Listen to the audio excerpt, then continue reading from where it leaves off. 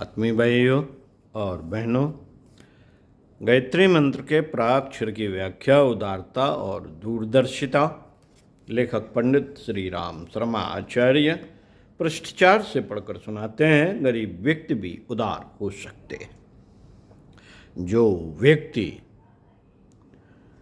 गरीबी का अनुभव करता है उसके लिए अपनी गरीबी की मानसिक स्थिति से उबरने का उपाय अपने से अधिक गरीब लोगों की दशा पर चिंतन करना और उनके प्रति करुणा भाव का अभ्यास करना ही है। अपने से अधिक गरीब लोगों की धन के द्वारा सेवा करने से अपनी गरीबी का भाव नष्ट हो जाता है। फिर मनुष्य अपने अभाव को नकोश कर अपने आप को भाग्यवान मानने लगता है।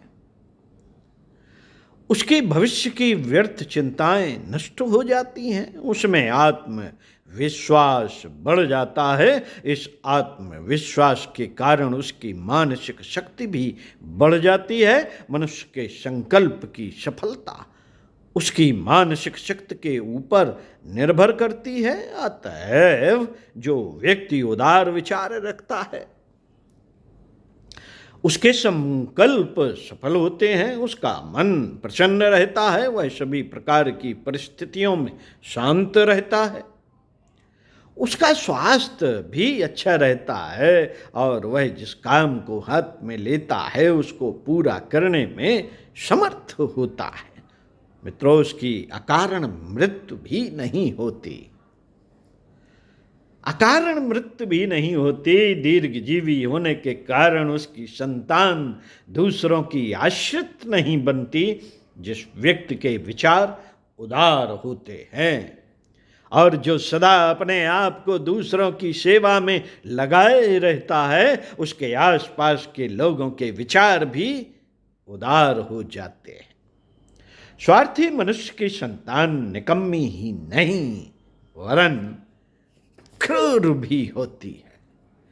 क्रूर भी होती है। ऐसी संतान माता पिता को ही कष्ट देती है। इसके प्रतिकूल उदार मनुष्य की संतान सदा माता पिता को प्रसन्न रखने के काम करती है। जब उदारता के विचार मनुष्य का स्वभाव बन जाते हैं, अर्थात वे उसके चेतन मन को ही नहीं वरन अचेतन मन को भी प्रभावित कर देते हैं, तो वे अपना प्रभाव छोटे बच्चों और दूसरे संबंधियों पर भी डालते हैं। इस प्रकार हम अपने आसपास उदारता का वातावरण बना लेते हैं और इससे हमारे मन में अद्भुत मानसिक शक्ति का विकास होता है। विद्या के विषय में कहा जाता है कि वह जितनी ही अधिक दूसरों को दी जाती है उतनी ही अधिक बढ़ती है। देने से किसी वस्तु का बढ़ना यह विद्या के विषय में ही सत्य है। युधिष्ठिर महाराज ने राजसूय यज्ञ में विदाई और दान का भार दुर्योधन को दिया था और कृष्ण ने स्वयं लोगों के स्वागत का भार लिया था। कहा जाता है कि दुर्योधन को यह कार्य इसलिए सौंपा गया था जिससे कि वह मनमाना धन सभी को दे, पर जितना धन वह विदाई से दूसरों को देता था उससे चौगुना धन तुरंत युधिष्ठिर के खजाने में आ जाता था। श्री कृष्ण सभी अतिथियों का स्वागत करते समय उनके चरण पखारते थे। इसके परिणाम स्वरूप उन्होंने अपना सम्मान खोया नहीं वरन और भी बढ़ा लिया। जब राजसभा हुई तो एक शिशुपाल को छोड़कर सभी राजाओं ने श्री कृष्ण को ही सर्वोच्च आसन के लिए प्रस्तावित किया। जो अपने मन को जितना दूसरों के हित में लगाता है वह उसे उतना ही अधिक पाता और जो अपने मान अपमान की परवाह नहीं करता वह संसार में सबसे अधिक सम्मानित होता है। स्वार्थ भाव मन में क्षोभ उत्पन्न करता और उदारता का भाव शील उत्पन्न करता है।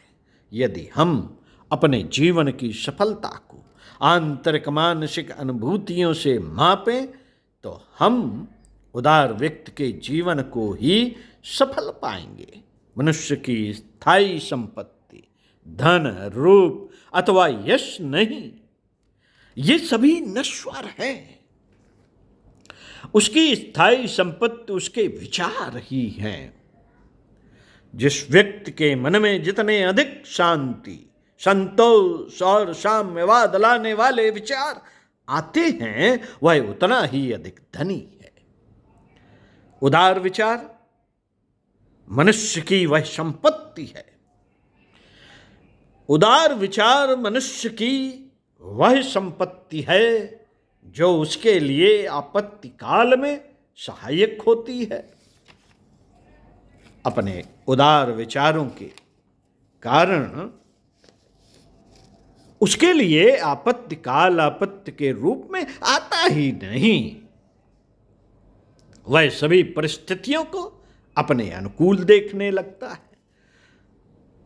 उदार मनुष्य के मन में भले विचार अपने आप ही उत्पन्न होते हैं। इन भले विचारों के कारण सभी प्रकार की निराशाएं नष्ट हो जाती हैं और उदार मनुष्य सदा उत्साहपूर्ण रहता है। उदार मनुष्य आशावादी होता है। निराशावाद और अनुदारता का जिस प्रकार सहयोग है, उसी प्रकार उदारता का सहयोग आशावाद और उत्साह में है। जब मनुष्य आशावादी होता है, निराशावाद और अनुदारता का जिस प्रकार सहयोग है, उसी प्रकार उदारता का सहयोग आशावाद और उत्साह से है। जब मनुष्य अपने आप में किसी प्रकार की निराशा की वृद्धि होता देखे तो उसे समझना चाहिए कि कहीं ना कहीं उसके विचारों में उदारता का अभ्यास कम हो गया है, उदारता की कमी हो गई है। अतएव इसके प्रतिकार स्वरूप उसे उदार विचारों का अभ्यास करना चाहिए। अपने समीप रहने वाले व्यक्तियों से ही इसका प्रारंभ करें तो वह देखेगा कि थोड़े ही काल में उसके आसपास दूसरे ही प्रकार का वातावरण उत्पन्न हो गया। उसके मन में फिर आशावादी विचार आने लगेंगे। जैसे जैसे उसकी उदारता का अभ्यास बढ़ेगा, उसका उत्साह भी उसी प्रकार बढ़ता जाएगा। मित्रों, इससे यह प्रमाणित होता है, इससे यह प्रमाणित होता है कि मनुष्य उदारता से कुछ खोता नहीं, कुछ न कुछ प्राप्त ही करता है। कितने ही लोग कहा करते हैं कि दूसरे लोग हमारी उदारता से लाभ उठाते हैं। वास्तव में वह उदारता ही नहीं जिसके पीछे पश्चाताप करना पड़े।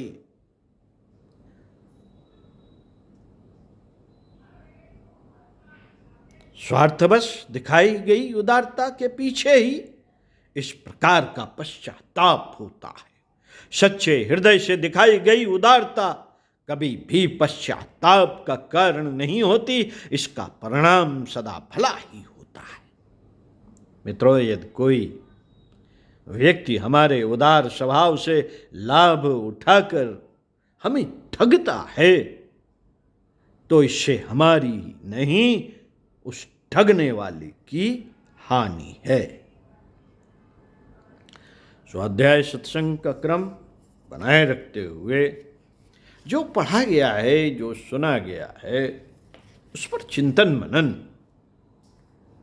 करना बुद्धिमानी का काम है। साथियों, ये चिंतन मनन व्यर्थ नहीं जाता, आपको कुछ दे कर जाता है।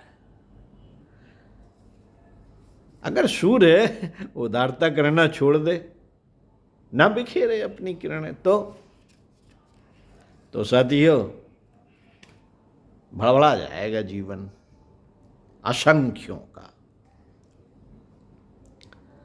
उदारता ही तो करता है। सूर्य हमें यही तो सिखाता है कि हमें जो हमारे पास है उसको बिखेर देना चाहिए, उसको लोगों में बांट देना चाहिए।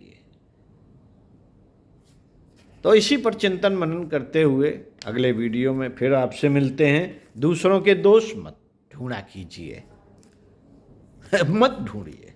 ओम शांति।